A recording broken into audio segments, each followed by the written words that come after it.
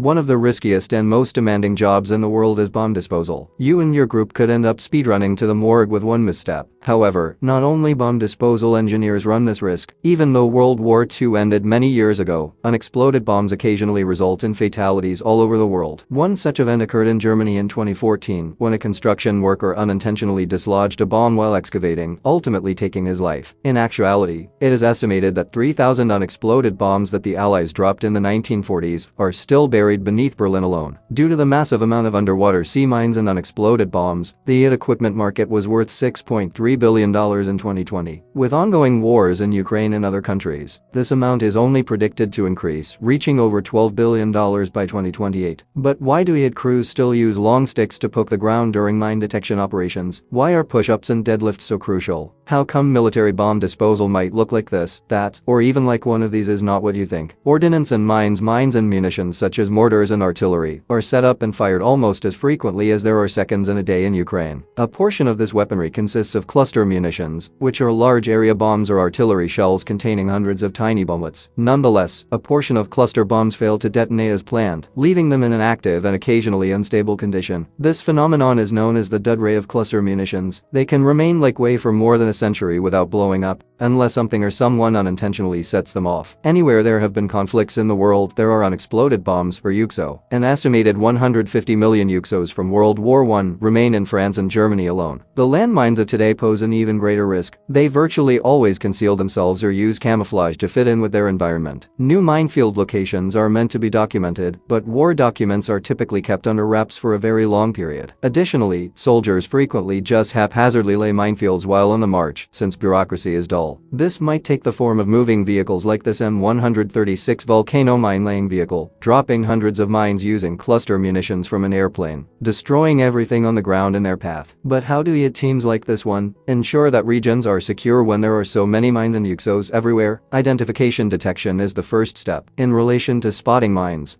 Finding every mine in a battle zone is like trying to count the sand grains on a beach during a sandstorm, at least for an IT team this size. The majority of mines are composite of plastic and metal, so soldiers may find them with metal detectors, even though they are typically buried or highly camouflaged. However, in a conflict zone, metal detectors can complicate matters further because of the widespread presence of scrap metal, such as bullet casings and shrapnel, which can lead to erroneous results. The second best course of action is to feel for potential mines by cautiously and gently probing the ground with a stick or bayonet. A platoon may be absolutely certain that the region they cover is safe in this fashion. A long stick known as a boomstick, bang stick, or hot stick is occasionally used to move objects that appear suspicious from a reasonably safe distance, as well as to drag lines that are close to one another in order to search for secondary items, such as a wire, that may be connected to the main suspicious device. However, this method is excessively drawn out, akin to a family game of Monopoly, as it would take an IT team more than 16 hours to cover a football field's worth of territory. The bomb gear it can be dangerous and extremely demanding to be an IT squad member. This is the situation in which the recognizable advanced bomb suit is utilized. The precise specifications of this suit are classified, however it is effective against anti-personnel mines and even some light anti-vehicle mines, as it can shield its wearer from a few pounds of explosives detonated at close range. But advanced bomb suits might weigh up to 125 pounds, which is twice as much as armor from the Middle Ages. This makes it difficult to move and, in some situations, can lead to heat exhaustion. For this reason, physical fitness is crucial for IT engineers. In addition, you must be in good physical condition to do your duties while donning the bulky suit. If you think performing a few push-ups is difficult, try this. This guy, with an 85-pound bomb suit,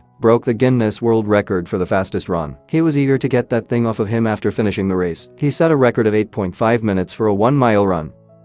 Disarming a small explosive device while wearing one of these suits are easily understood. But if they are so good at keeping people safe, why are they occasionally kept in the closet? Robots for disposing of bombs are an IT engineer's best friend, much way dogs are man's greatest friend. If a combat engineer could stay out of the way and use a robot similar to this one to defuse the explosive, they wouldn't need blast-proof armor. However, similar to a dog, these robots are limited in their abilities and are mostly employed for identification and reconnaissance of explosive devices rather than for disarming them. Sometimes I take a break from my job stress by doing something completely different. Some people, for instance, instance, construct their own radio sets, while others develop simpler objects by looking to the past. Although these manual techniques for disposing of explosives are effective, it can take days to clear a very small region. For this reason, fire is fought with fire when an area like an airstrip needs to be cleaned out immediately. Hazard mitigation: explosive reduction after a bombing, when Air Force runways or other critical infrastructure need to be promptly cleansed of enemy explosives, a process known as rapid explosive hazard mitigation or REM takes place. Initially, little charges are positioned alongside explosive cables such as this one's. Subsequently, the group rotates the cables to ensure they are not entangled. Lastly, they lay them down the runway, covering any suspicious things to ensure that there are no further enemy dangers in the vicinity. Indeed, leaving the explosions behind without turning around is a crucial step in this process. However, preparing all these controlled explosions takes time, so the US Air Force is testing a far more advanced solution: lasers. Recovery of air bases denied by laser ordnance, or RADBO, is a potent 3-kilowatt laser system installed atop a unique vehicle designed to withstand mines. With a 99% success rate, it can safely burn through nearly any explosive. Nevertheless, RADBO can only neutralize explosives that are directly in its line of sight. Minefields will not be affected by this. Buried minefields on a battlefield can hinder even the most armored vehicles from getting through certain areas. Although it appears to be the most extravagant farming vehicle ever, this is simply an M1 Abrams tank that has been modified. The Assault Breacher Vehicle, or ABV, moves any potential mines underfoot by scooping up and putting the dirt in front of it to the side, much like an agricultural plow. However, what would happen if a mine was buried a little bit below the ABV's reach? That's why it's also capable of doing this. Mine Clearing Line Charge, or MCLC, is mounted on MLIC ABV. The ABV fires what is effectively a fire hose of C4 explosives before entering a minefield. Line has the ability to fire 100 yards ahead of it before setting off more than 1,750 pounds of explosives, which sets off the nearby mines. After the task was completed, MCLC would have made a 36 by 300 foot clearing, so that soldiers could pass through without incident. An area of size would take 4 hours to clear by a group of soldiers, but this machine can finish the task far more quickly. That same area may be cleared by the countermine vehicle, without the need for explosives, in about 8 minutes.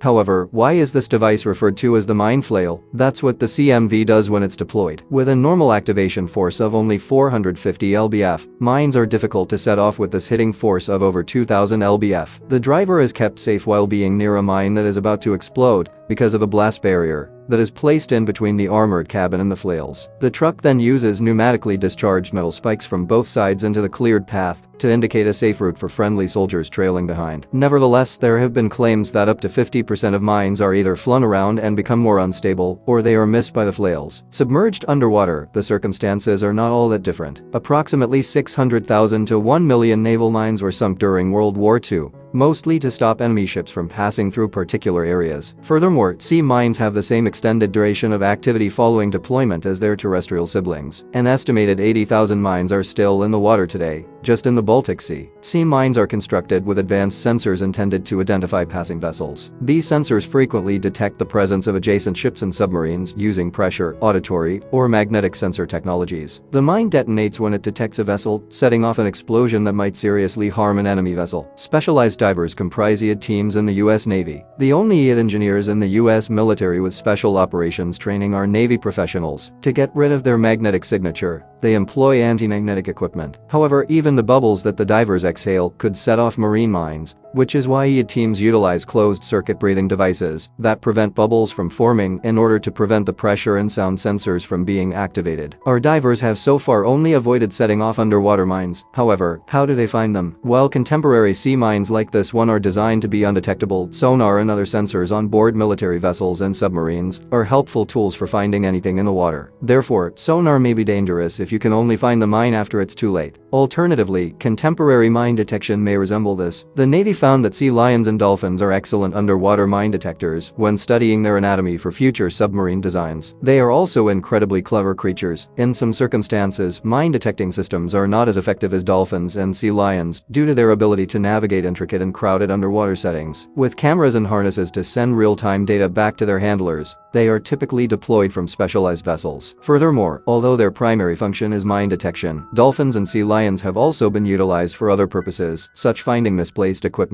and even guarding military installations by the sea.